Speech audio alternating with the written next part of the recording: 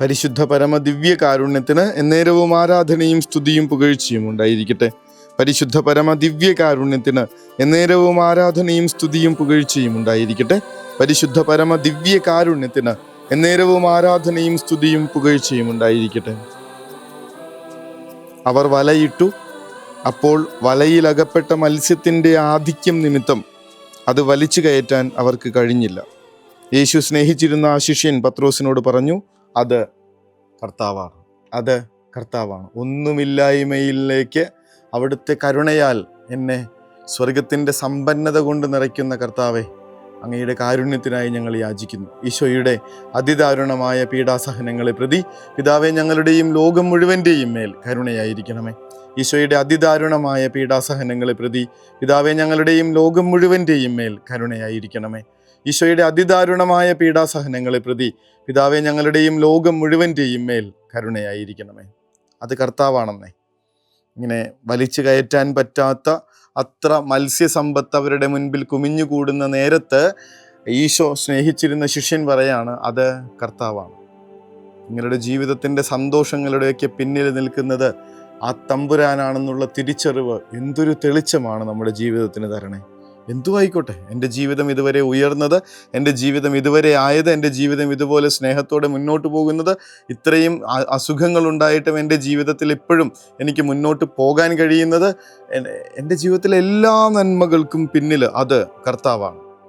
നിരാശയുടെ ഒരു ഒരു ഒരു കൂരിരുട്ടാർന്നൊരു രാത്രി അവസാനിക്കുന്നത് അവൻ്റെ വാക്ക് കേട്ട് വലയെറിഞ്ഞ ആ വലയിൽ മുഴുവൻ നിറഞ്ഞ മത്സ്യത്തിൻ്റെ ഒരു ക്യാച്ചിങ്ങോടുകൂടെ, ആ മീൻപിടുത്തത്തോടുകൂടെ.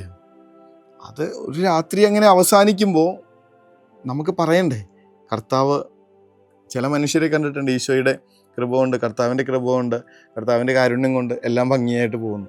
എന്ത് ചോദിച്ചാലും ഇത് തന്നെ പറയണം. എങ്ങനെ പോകണം? സുഖമാണോ? അപ്പോൾ കർത്താവിൻ്റെ കാരുണ്യം കൊണ്ടെല്ലാം സുഖമായിട്ടിരിക്കുന്നു. ജോലി എങ്ങനെ പോകുന്നു? കർത്താവിൻ്റെ കൃപ കൊണ്ടെല്ലാം നന്നായിട്ട് പോകുന്നു. അത് കർത്താവാണ്.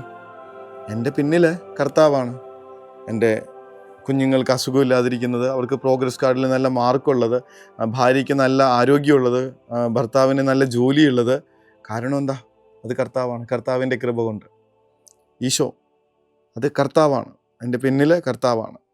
അവർ ആരും പിന്നീടൊരു ചോദ്യം ചോദിക്കാൻ, നീ ആരാണെന്ന് ചോദിക്കാൻ മുതിർന്നില്ല. അത് കർത്താവാണെന്ന് അവർ അറിഞ്ഞിരുന്നു. അത് കർത്താവാണെന്ന് അവർ അറിഞ്ഞിരുന്നു. ഇത്രയേ ഉള്ളൂ. അത് കർത്താവാണെന്ന് അറിഞ്ഞാൽ മാത്രം മതി. അതറിഞ്ഞ മനുഷ്യരുടെ ബലം എന്താണെന്ന് പിന്നീട് ഇന്നത്തെ ഒന്നാമത്തെ വായനയെ നമ്മൾ കാണുന്നുണ്ട്. പത്രോസ്ലീഹയെയും കൂട്ടുകാരെയൊക്കെ പിടിച്ച്, ആദ്യമകാല ശിഷ്യന്മാരെ ഇങ്ങനെ പിടിച്ച് പീഡിപ്പിക്കാനായിട്ട് നിൽക്കുക, സ്വന്തം ഗുരുവിനെ കൊന്നുകളഞ്ഞ മനുഷ്യരുടെ മുൻപിൽ നിൽക്കുകയാണ് ശിഷ്യന്മാര്. ഇവരെയും കൊന്നുകളയാനായിട്ട് അധികാരമുള്ള മനുഷ്യരുടെ മുൻപിൽ നിൽക്കുകയാണ്. എന്നിട്ട് അവർ ചോദിക്കുന്നത്, നിങ്ങളോട് പറഞ്ഞതല്ലേ ഞങ്ങൾ അവനെപ്പറ്റി സംസാരിക്കരുതെന്ന്. കാരണം യഹൂദന്മാർക്ക്, മതനേതാക്കൾക്ക് ഇങ്ങനെ ഭ്രാന്ത് പിടിപ്പിക്കുന്ന വിധത്തിലാണ് ശിഷ്യന്മാരുടെ സംഖ്യ വളർന്നുകൊണ്ടിരിക്കുന്നത്. അവരുടെ സംഖ്യ 5000-ഓളമായി. അവരുടെ വചനം കേട്ടവർ അനേകർ അവരെ വിശ്വസിച്ചു. മരിച്ചവരുടെ ഉത്ഥാനത്തെക്കുറിച്ച് യേശുവിനെ ആധാരമാക്കി അവർ പ്രഘോഷിക്കുന്നത് കേട്ടിട്ട് യഹൂദ നേതാക്കൾക്ക് വല്ലാതെ അസ്വസ്ഥതയുളവായി. എന്നിട്ട് അവരെല്ലാവരെയും പിടിച്ചുകൊണ്ട് അപ്പോസ്തലന്മാരെ അവരെ തങ്ങളുടെ മധ്യത്തിൽ നിർത്തി ഇങ്ങനെ ചോദിച്ചു, എന്തധികാരത്താലാണ് അഥവാ ആരുടെ നാമത്താലാണ് നിങ്ങളിത് പ്രവർത്തിച്ചത്? അപ്പോൾ പരിശുദ്ധാത്മാവിനാൽ നിറഞ്ഞ പത്രോസ്ലീഹ പറയുന്നുണ്ട്, ഒരു മുടന്തനെ സുഖപ്പെടുത്തിയതിൻ്റെ പേരിലാണെന്നല്ലോ നിങ്ങൾ ഈ ഒച്ചപ്പാട് മുഴുവൻ ഉണ്ടാക്കണേ.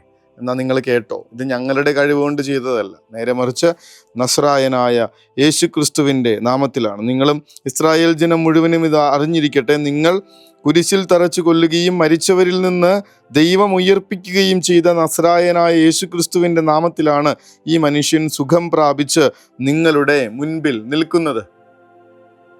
പറഞ്ഞല്ലോ, ഇത് കർത്താവാണെന്ന് തിരിച്ചറിഞ്ഞു കഴിയുമ്പോൾ പിന്നെ അതെല്ലാവരോടും വിളിച്ചു പറയാൻ ധൈര്യം ഉണ്ടാവും.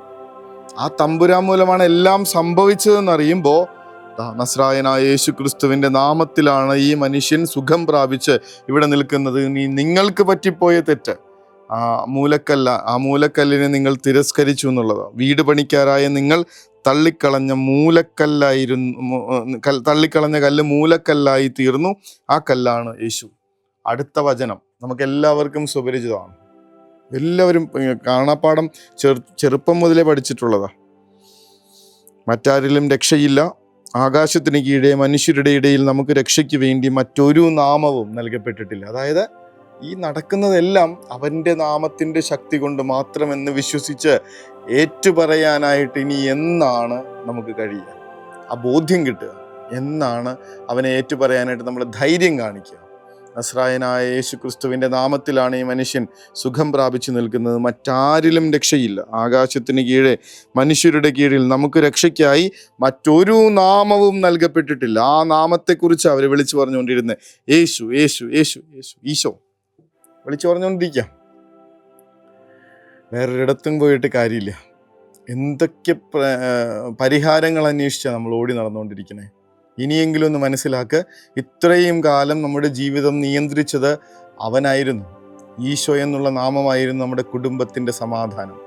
യേശു ക്രിസ്തുവിൻ്റെ സമാധാനമാണ് നമ്മുടെ കുടുംബത്തിൽ നിറഞ്ഞു നിന്നിരുന്നത്. അവനാണ് നമ്മുടെ മക്കളെ ഇതുവരെ ഇങ്ങനെ സംരക്ഷിച്ചു കൊണ്ടിരുന്നത്. അവൻ വഴിയാണ് നമ്മൾ ഈ ഭൂമിയിലെ കാര്യങ്ങളൊക്കെ പോട്ടെ, നമ്മൾ പാപത്തിൽ നിന്ന് രക്ഷിക്കപ്പെട്ടത്, നമ്മൾ ദൈവ മക്കളായി തീർന്നത്, നമുക്ക് ഉദ്ധാനത്തിൻ്റെ സന്തോഷം ലഭിച്ചത്, നമ്മളെ സ്വർഗത്തിലേക്ക് കരയറ്റാനായി ഇങ്ങനെ അവൻ്റെ മരണമാണ് കാരണമായത്. വേറെ ആര് വഴിയായിട്ടും വേറെ എവിടെ പോയിട്ടും ഒരു പ്രശ്നത്തിനും പരിഹാരം ഇല്ലാന്നേ ഡോക്ടർമാരൊക്കെ പറയണ കേട്ടിട്ടില്ലേ? ഞങ്ങളെ കൊണ്ട് ചെയ്യണത് ഞങ്ങൾ ചെയ്യുന്നുണ്ട്, ദൈവത്തോട് പ്രാർത്ഥിച്ചു. ജീവൻ തിരിച്ചു കൊടുക്കാനായിട്ട് പഠനവും ഇങ്ങനെ പക്വതയും പ്രാക്ടീസും ഒക്കെ കഴിഞ്ഞു വന്നിരിക്കുന്ന മനുഷ്യരാ. അവർ പറയാണ് ഞങ്ങളെ കൊണ്ട് ചെയ്യാൻ പറ്റുന്നതിനൊരു പരിധിയുണ്ട്, ഇനി ദൈവത്തോട് പ്രാർത്ഥിക്കുക. അവനാണ്, അത് കർത്താവാണ്. സൗഖ്യത്തിൻ്റെ പിന്നിൽ കർത്താവാണ്, സമാധാനത്തിൻ്റെ പിന്നിൽ കർത്താവാണ്, ഉയർച്ചയുടെ പിന്നിൽ കർത്താവാണ്, സന്തോഷത്തിൻ്റെ പിന്നിൽ കർത്താവാണ്. മക്കളോടൊക്കെ പറഞ്ഞു കൊടുക്കണം, മക്കളെ വേറൊരാളിലും രക്ഷയില്ല. ആകാശത്തിന് കീഴിൽ മനുഷ്യർക്ക് രക്ഷയ്ക്കായി ഈ ഭൂമിയിൽ മറ്റൊരു നാമവും നൽകപ്പെട്ടിട്ടില്ല ഈശോ എന്ന നാമമല്ലാതെ. ആ കർത്താവിൻ്റെ നാമത്തിലേക്ക് നമ്മുടെ കുടുംബത്തെ, നമ്മുടെ ജീവിതത്തെ കരം കൂപ്പി പിടിച്ചിട്ട് വേണം ആ നാമം പറയാൻ എപ്പോഴും.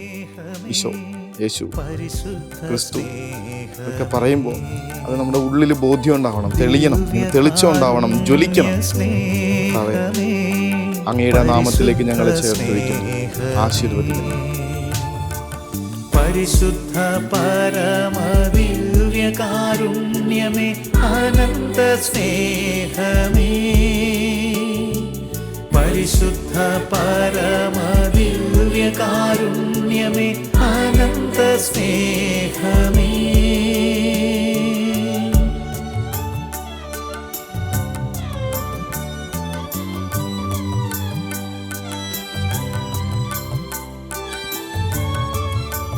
പരിശുദ്ധ പരമ ദിവ്യകാരുണ്യത്തിന് എന്നേരവും ആരാധനയും സ്തുതിയും പുകഴ്ചയും ഉണ്ടായിരിക്കട്ടെ.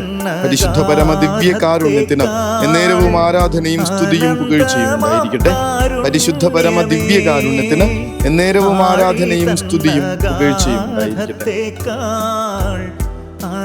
കർത്താവിന്റെ കരുണയുള്ള നാമത്തിലേക്ക് നമ്മുടെ ജീവിതത്തെ, അതിൻ്റെ കുറവുകളെ, ഇടർച്ചകളെ, പ്രയാസങ്ങളെ, സങ്കടങ്ങളെ ഒക്കെ ചേർത്ത് വെച്ച് ഈശോയുടെ അതിദാരുണമായ പീഡാസഹനങ്ങളെ പ്രതി പിതാവേ ഞങ്ങളുടെയും ലോകം മുഴുവൻ്റെയും മേൽ കരുണയായിരിക്കണമേ. ഈശോയുടെ അതിദാരുണമായ പീഡാസഹനങ്ങളെ പ്രതി പിതാവേ ഞങ്ങളുടെയും ലോകം മുഴുവൻ്റെയും മേൽ കരുണയായിരിക്കണമേ. ഈശോയുടെ അതിദാരുണമായ പീഡാസഹനങ്ങളെ പ്രതി പിതാവേ ഞങ്ങളുടെയും ലോകം മുഴുവൻ്റെയും മേൽ കരുണയായിരിക്കണമേ. കരുണതൻ കയർ പിടിച്ച് നയിച്ചിടും സ്നേഹമേ, ദിവ്യകാരുണ്യ സ്നേഹമേ, പരിശുദ്ധ സ്നേഹമേ, പരിശുദ്ധ പരമദിവ്യകാരുണ്യമേ, അനന്ത സ്നേഹമേ, പരിശുദ്ധ പരമദിവ്യകാരുണ്യമേ,